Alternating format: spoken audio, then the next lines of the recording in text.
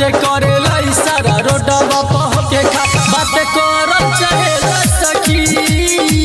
प्यारो करा से करिला सखी भीतर से पीड़ा हम सहिला सखी करिला सखी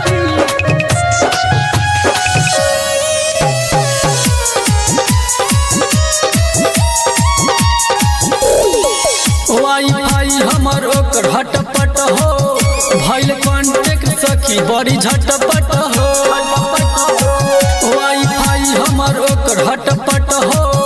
भइल कांटेक्ट सखी बड़ी झटपट हो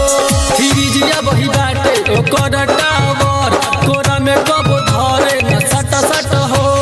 प्यार ओकर से करिला सखी भीतर से पीड़ा हम सहिला सखी प्यार ओकर से करिला सखी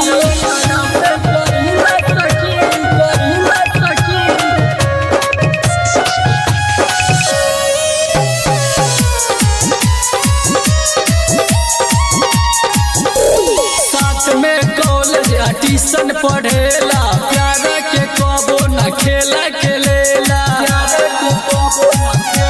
साथ में कॉलेज ट्यूशन पढ़ेला प्यार के कबो न खेला खेलेला